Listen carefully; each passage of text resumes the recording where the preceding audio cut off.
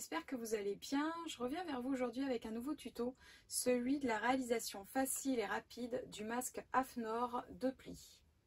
Je suis Virginie du blog Nom d'une couture, créatrice de contenu dans la couture et le DIY.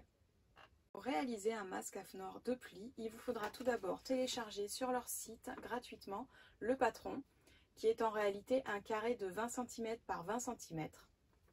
L'écran sur les côtés, personnellement, je ne m'en sers pas et dans le tuto, vous verrez que vous n'en avez pas besoin. Ce patron 20-20, je l'utilise en réalité que pour les hommes, puisque j'ai remarqué pour moi qu'il descendait un peu trop bas au niveau du pli du cou. Et du coup, ça me gênait. Donc, ce que j'ai fait, c'est que j'ai replié simplement le haut d'1 centimètre, ce qui fait qu'on a un rectangle de 20 cm par 19 cm. Donc une fois que vous avez votre patron, vous coupez vos tissus. Pour ce qui est du choix du tissu, rapprochez-vous de l'AFNOR, ils ont des conseils à ce sujet. Voilà, moi je ne suis pas du tout habilitée à vous conseiller quoi que ce soit comme tissu. Personnellement, j'utilise de la popeline 100% coton, mais après libre à vous de choisir le tissu que vous souhaitez. Donc j'ai prédécoupé mes deux rectangles, voilà, dans mes petits tissus, et ensuite j'utilise de l'élastique comme ceci, de l'élastique plat souple. Ici j'ai un 6 mm pardon, mais 5 mm ça va très bien aussi, 4 mm. Le tout c'est que ça, plus au-delà du 6 mm, je trouve que ça appuie un peu trop sur l'oreille, même si la tension est bonne et ne tire pas du tout sur l'oreille. Je trouve que c'est un peu trop large, donc 6 mm maximum. Moi personnellement je ne fais pas plus. Voilà pour vos fournitures, et maintenant place à la couture pour réaliser ce masque. Pour réaliser le masque AFNOR, voilà ma façon de procéder. Je prends mes deux carrés de tissu, je les pose endroit contre endroit.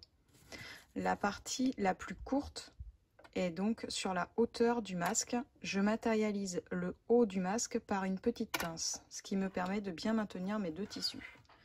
Ensuite, donc ça ce sont les côtés du masque. C'est là où vous aurez les élastiques à insérer à l'intérieur. Je matérialise ici, sur ce côté-là, l'ouverture qui me servira à retourner mon tissu. Donc je commence à peu près au dernier tiers du masque. Je descends mon pied. Ici, je travaille avec la Brillance 75Q d'Husqvarna Viking. Donc vous verrez que c'est très pratique. Il y a un système qui me permet de rehausser mon pied très facilement. Donc je fais mon point et je démarre. Je m'arrête à quelques centimètres et ici je vais insérer mon premier élastique. Je le pose bien à plat et je fais en sorte qu'ici il me reste à peu près 1 cm. Et je continue. Je tiens bien mon élastique. Je m'arrête, on sent le petit bourrelet de l'élastique, je m'arrête juste après. Ici j'ai un système pour me laisser mon aiguille piquée dedans, donc vous gardez votre aiguille piquée, vous tournez, et ici votre élastique, vous le décalez pour qu'on ne couse pas dessus. Et vous continuez votre piqûre.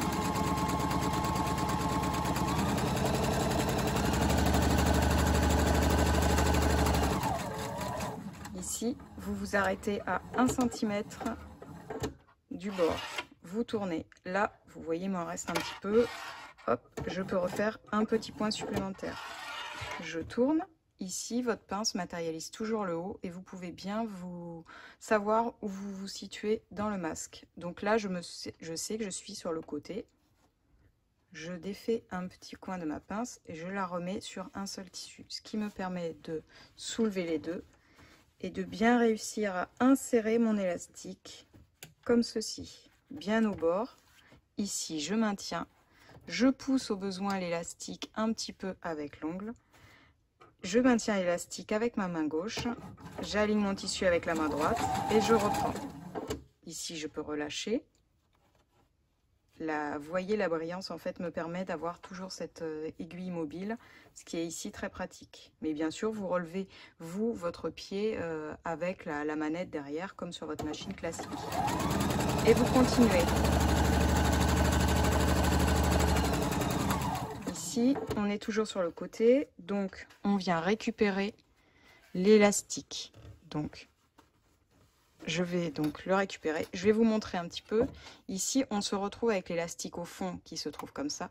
Et le principe, c'est de glisser votre main comme ça entre les deux tissus, de l'avoir bien à plat pour le ramener comme ceci.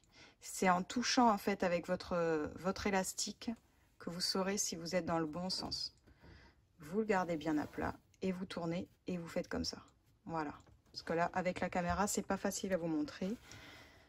Donc, il faut bien, en fait, toucher comme ceci.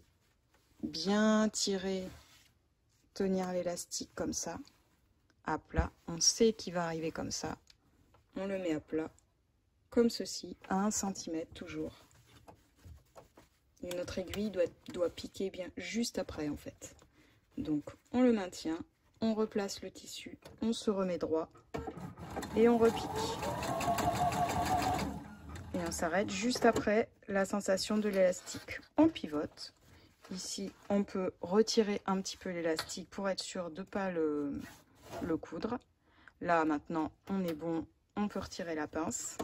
On continue tout le long.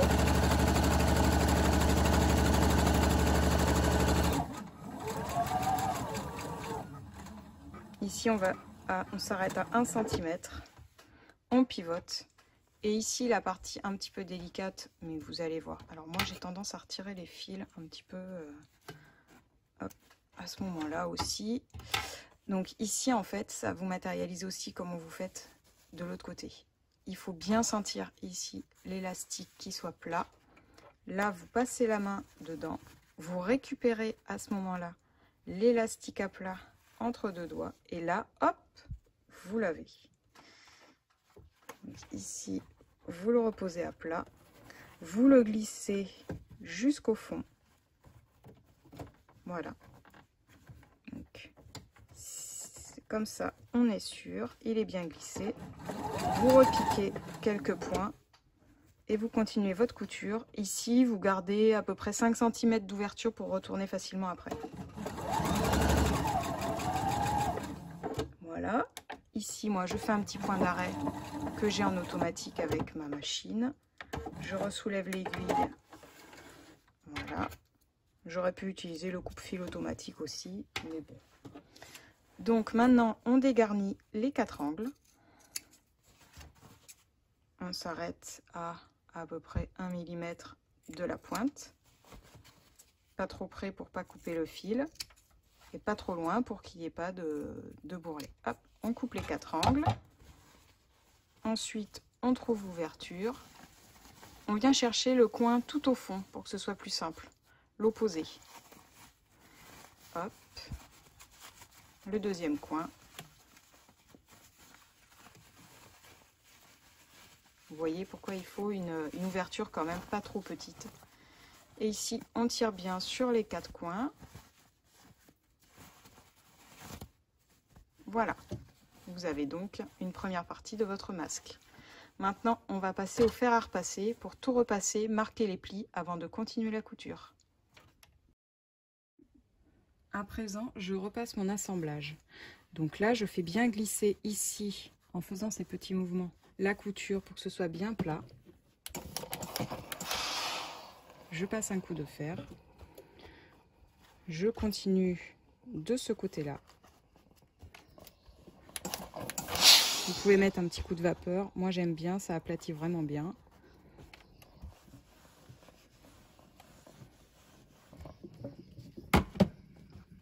Voilà.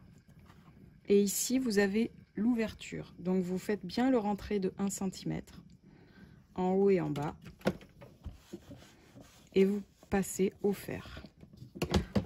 À présent, vous choisissez quel côté sera le côté que vous verrez sur l'extérieur, le côté esthétique.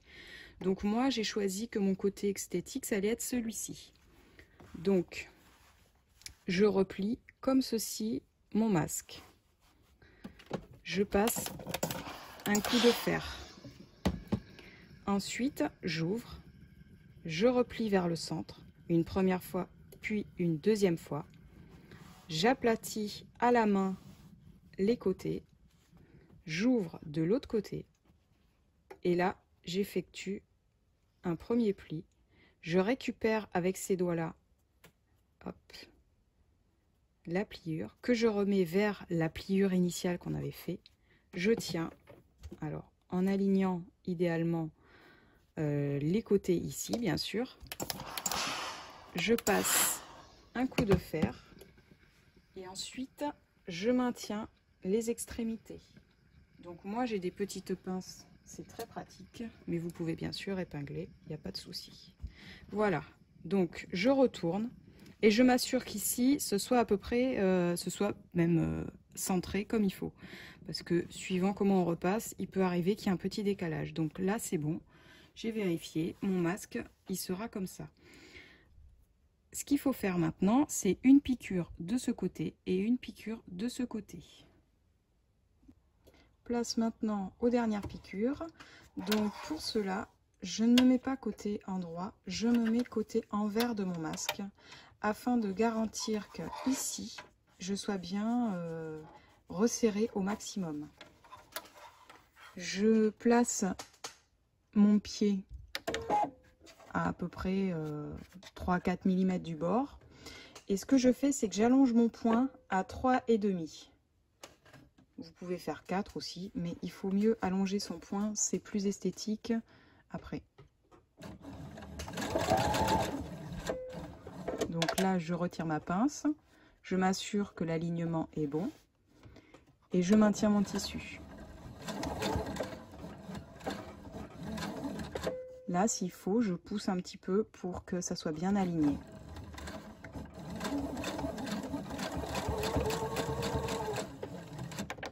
Et je fais un point d'arrêt, bien sûr, au démarrage et à la fin de ma couture. Hop, petite manip, quelque part. Voilà. Et je fais également de l'autre côté. Je m'assure de bien tenir mes fils pour que il n'y ait pas de petits nœuds qui se fassent mal derrière en fait. Ça sera plus esthétique sur le devant. Là, vous voyez, ça a tendance à s'ouvrir. Donc, ce que je fais, c'est que je plaque bien mes doigts comme ceci.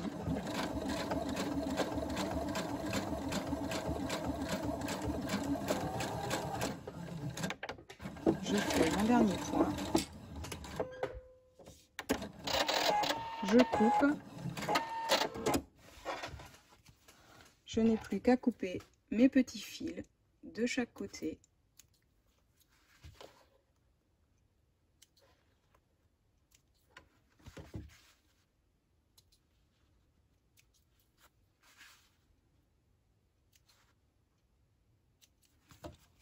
Et voilà, mon masque est prêt. J'espère que mon tuto vous aura plu pour réaliser un masque AFNOR de plis facilement et rapidement. N'hésitez pas à le partager sur les réseaux, à liker la vidéo, à vous abonner à ma chaîne et puis à venir me faire un coucou sur le blog et sur Instagram nondunecouture.com. Ciao!